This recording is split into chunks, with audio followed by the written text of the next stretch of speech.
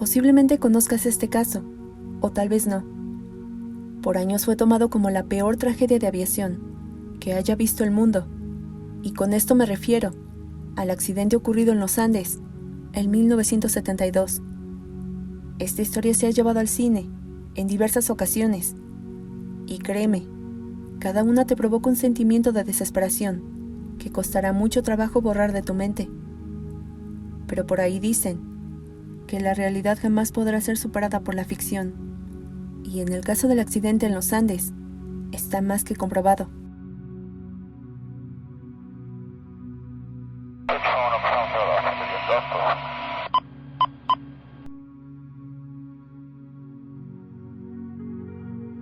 La historia inicia cuando 40 pasajeros abordaron el vuelo 571 en Montevideo. Todos iban más que felices, pues la aeronave perteneciente a la Fuerza Aérea Uruguaya había sido rentada por el equipo escolar de rugby All Christians Club de Montevideo, quienes asistirían a un importante juego que les traería muchos beneficios. Los 5 miembros de la tripulación alistaban hasta el más mínimo detalle antes de despegar. Observaron que todos estuvieran en sus asientos asignados, cerraron muy bien los compartimentos superiores y al terminar, comenzaron a dar las indicaciones en caso de que llegaran a pasar por una zona de turbulencia, debido al mal clima que se había presentado, haciendo hincapié que debían guardar la calma y hacer caso al personal autorizado. Dicho esto, los pasajeros acomodaron sus asientos de forma vertical, y en minutos, el piloto dio inicio con el vuelo, que partió del Aeropuerto Internacional de Carrasco a Santiago de Chile, aquel jueves 12 de octubre de 1972. Las condiciones meteorológicas, como ya te lo había adelantado, eran pésimas, y esto obligó al vuelo 571 a realizar una escala en Mendoza, en Argentina, para evitar cualquier tipo de incidente que ya amenazaba en el cruce de la cordillera de los Andes. Esta zona debía ser atravesada obligadamente, pero había un problema al que se enfrentarían, y es que la cordillera cuenta con una altitud de más de 6.000 metros, lo que dificultaba su vuelo aún más. El avión estaba completamente cargado, y el piloto no había calculado el consumo de combustible que necesitaba para alcanzar esa altitud, ya que realizar una maniobra tan complicada acabaría con el combustible, lo que pondría en aprietos a ambos pilotos, Julio César Ferradas y Dante Héctor Lagurar. Sin embargo, el coronel Julio César Ferradas, apoyado en su experiencia al haber cruzado los Andes en 29 ocasiones, decidió continuar con el vuelo, sin tomar en cuenta que el pronóstico no les beneficiaba, únicamente aseguraba una tragedia. El avión despegó de Mendoza el 13 de octubre, aproximadamente a las 3:30 de la tarde, y mientras permanecían en los asientos, uno de los sobrevivientes comentó años más tarde que escuchó una frase que hasta el día de hoy está muy marcada en su cabeza.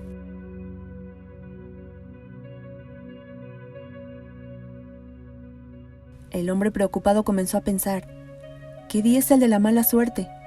¿El martes 13 o el viernes 13? Los nervios comenzaron a invadirlo, y la mejor solución que pudo encontrar fue callar sus pensamientos, pues la incertidumbre alteraba su ritmo cardíaco. Por algunos minutos la calma volvió al avión. Muchos iban conversando con sus compañeros de viaje. Cada uno iba acompañado de algún integrante de su familia, y esto provocaba que el buen ánimo se incrementara. Pero cuando pasaron por la cordillera de los Andes, las nubes se envolvieron a la aeronave y, por ende, dificultaron la visibilidad. En un momento, una de las aeromosas dijo a los pasajeros: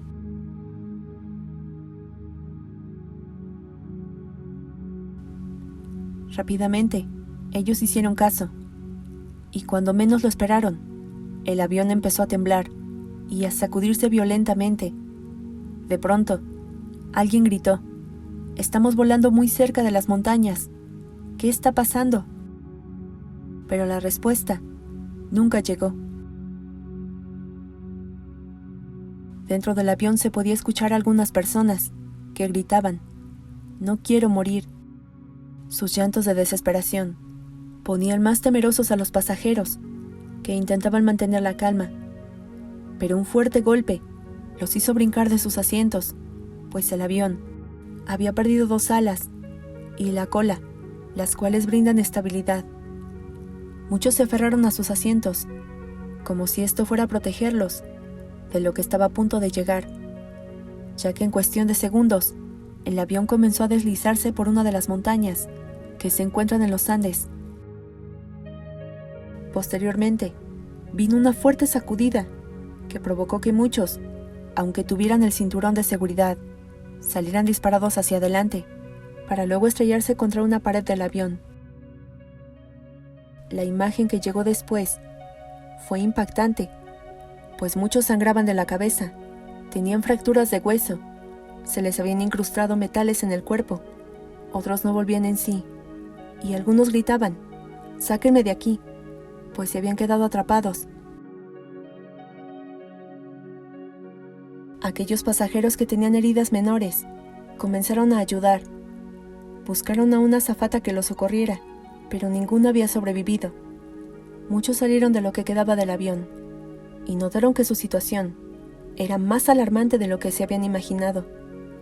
Primero, el avión estaba destrozado, y de milagro muchos de ellos estaban con vida, y después, porque estaban en medio de la nada.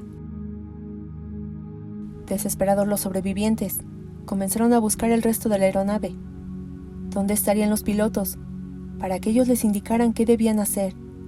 Pero lo único que hallaron fue a uno de ellos agonizando y suplicando que le quitaran la vida, pues su muerte era muy lenta y dolorosa. Según testimonios, el hombre moriría un día después del accidente. Los días comenzaron a pasar y los pasajeros que estaban gravemente heridos comenzaron a morir ante la falta de atención médica.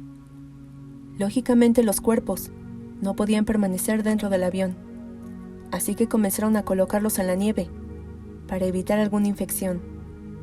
Esto fue lo más doloroso, pues muchos perdieron a sus amigos y familia, lo que causó interminables súplicas, en donde le rogaban a Dios que les mandara rescate, pues les aterraba la idea de pensar que era cuestión de tiempo para que el número de muertos se incrementara. El frío les calaba hasta los huesos, el dolor de cabeza era terrible, debido a la altitud en donde había caído el avión. Sentían entumecidas sus extremidades, y lo más preocupante era la falta de alimento y agua.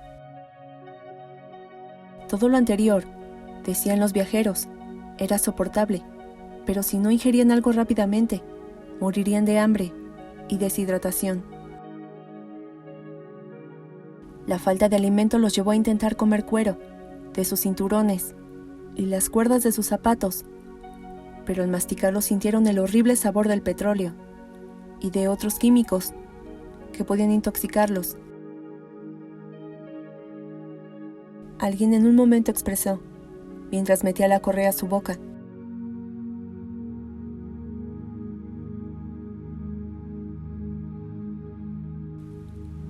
Los presentes, horrorizados, lo observaron por algunos segundos y le respondieron que era una locura, que ni se le ocurriera hacerlo, pues si probaba la carne humana, se volvería caníbal. Las ganas de vivir eran más fuertes que pasar por una situación incómoda, así que uno de los pasajeros se puso en pie, se colocó frente a uno de los cuerpos y, utilizando un pedazo de metal, cortó un trozo de carne para después metérselo a la boca, al tiempo en que decía: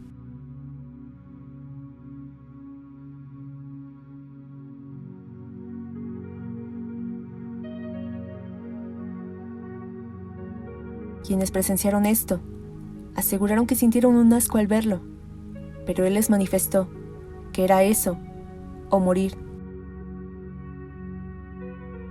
Algunos, con temor de ingerir carne humana, y más si provenía de algún cadáver, comenzaron a cortar, y antes de meterlo a la boca, pidieron perdón. Y es que los sobrevivientes cuentan que su sabor no era agradable, pero era más el sentimiento de culpa, pues estaban conscientes que pertenecía a personas con quienes habían convivido anteriormente.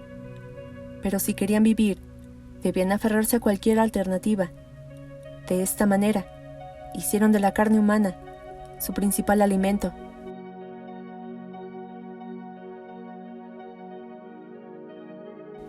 Por 50 días se alimentaron de esta manera, pero no era suficiente. Así que se hicieron a la idea que si no salían a buscar ayuda, nadie lo haría, pues desconocían si el mundo ya sabía sobre el accidente, por lo que la mejor solución que encontraron era dirigirse hacia el sendero más cercano, en donde estaban seguros hallarían a personas que los ayudarían. Dicha decisión fue tomada al notar tantos cadáveres que ya habían aumentado en pocos días, y conscientes de que su vida pendía de un hilo, hicieron a un lado el miedo y se enfrentaron a la imponente montaña. Algunos por cuestiones de salud, y al estar gravemente heridos se quedaron, bajo la promesa que mandarían a alguien lo más pronto posible. Solo 3 salieron a esta arriesgada búsqueda. Se alistaron con suficiente ropa que habían quitado a algunas personas fallecidas, cortaron trozos de carne y los colocaron en pedazos de tela. Por último, observaron en dónde estaba el avión, para tener un punto de referencia, y posteriormente, Fernando Parrado, Antonio Vicentín y Roberto Canessa comenzaron a caminar por la nieve, sin saber qué les separaría el camino.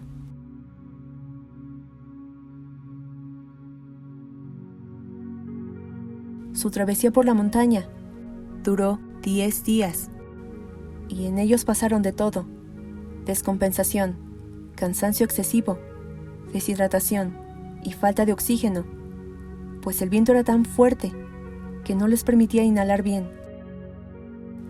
Pero esto no los detenía, pues se aferraban a vivir. Habían descendido bastante y ya no podían dar marcha atrás. Tras llegar a un río, observaron a lo lejos a un hombre a caballo.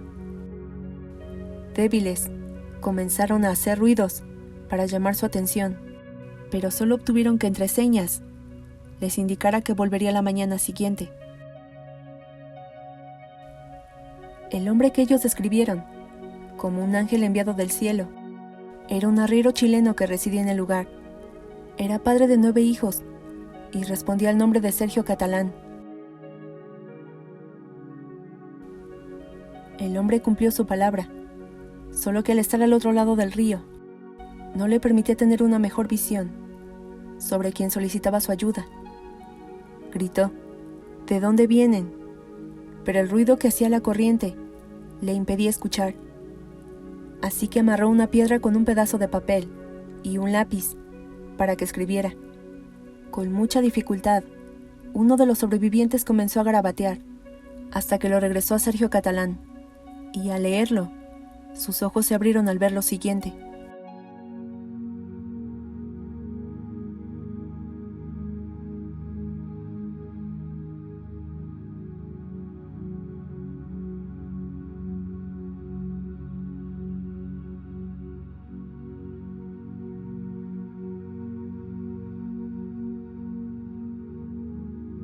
El arriero estaba más que sorprendido.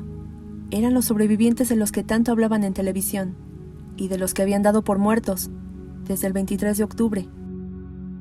Así que rápidamente montó su caballo y se dirigió a buscar ayuda en un viaje que duró 10 horas. El camino fue desesperante, pues en sus manos estaba salvarlos, así que cabalgó sin descanso hasta que detuvo un camión y le pidió que lo llevara a la comisaría de Puente Negro. Nadie daba crédito a esto. Tal fue el impacto que generó, que su rescate fue transmitido en cadena nacional, y muchos comenzaron a preguntarse cómo habían sobrevivido y a base de qué, ya que nadie se creyó el comentario, que se alimentaban de lociones corporales, cremas y cinturones, pues estaban delgados. Incluso pesaban menos de 40 kilos, pero de ser cierto, muchos habrían muerto. Muchos de los sobrevivientes permanecieron por años con secuelas, pues hicieron voto de silencio para no revelar que habían sobrevivido, comiendo carne de personas muertas. De hecho, ante esta culpa que no los dejaba vivir en paz, tuvieron que ser absueltos por un sacerdote, quien les explicó que el canibalismo había sido por necesidad y que esto no ameritaba algún castigo.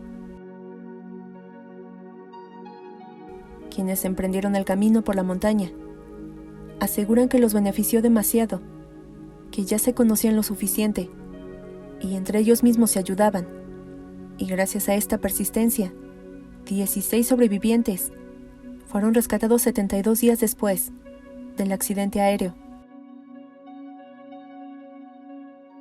Muchos no se imaginaban que pudieran salir con vida. Tanto habían pedido al cielo y por fin habían sido escuchados. Incluso hasta los familiares de los fallecidos, que conocieron la forma en cómo habían sobrevivido, les hicieron saber que habían actuado bien. Lo más importante es que estaban con vida y que no debían sentirse juzgados por nadie, pues cualquiera en su posición lo habría hecho. Al estrellarse el avión, 12 personas murieron instantáneamente y al paso de los días, fallecieron 17 más, debido a las heridas y a las duras condiciones climáticas a las que se enfrentaron. Sobre el accidente, comenzaron a salir muchas especulaciones. Una de ellas provino de Roberto Canessa, uno de los sobrevivientes y jugador del equipo de rugby, quien piensa que el piloto hizo un giro demasiado pronto y sin que lo notara comenzó a descender. Según Canessa, al perder altitud, el avión comenzó a temblar, así que no era turbulencia como tanto había dicho la azafata, sino por un error del piloto, lo que los llevó a estrellarse contra la montaña.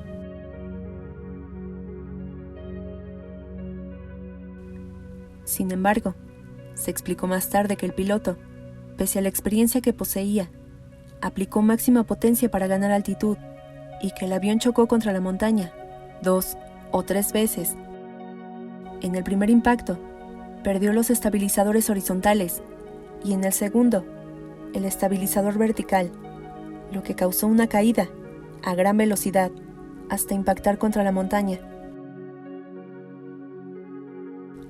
En este impresionante impacto, perdieron la vida pasajeros, el piloto, el auxiliar de vuelo, así como miembros de la tripulación.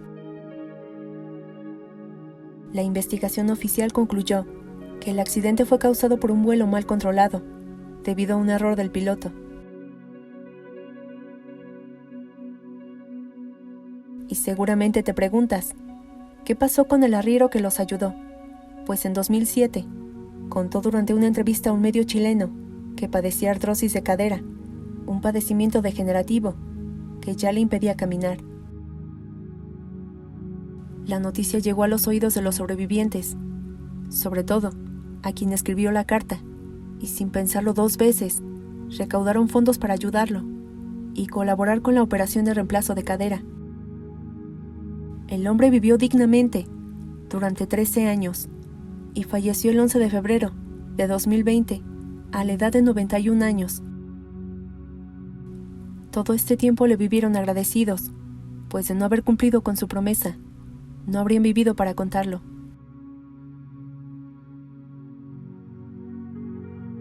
El accidente pasó a la historia como el milagro de los Andes, uno de los episodios más impactantes de la aviación, pues una de las razones de que 16 sobrevivieran es porque comieron carne humana. Si te gustó el video, por favor regálame un like y compártelo con tu familia y amigos, me ayudarías mucho. Y antes de despedirme, quiero agradecerte Manuel Fernández Infante, ya que este video fue gracias a tu sugerencia. Yo soy Laura y ya sabes que te espero en el próximo video con una historia nueva, que seguramente será aún más estremecedora. Hasta la próxima.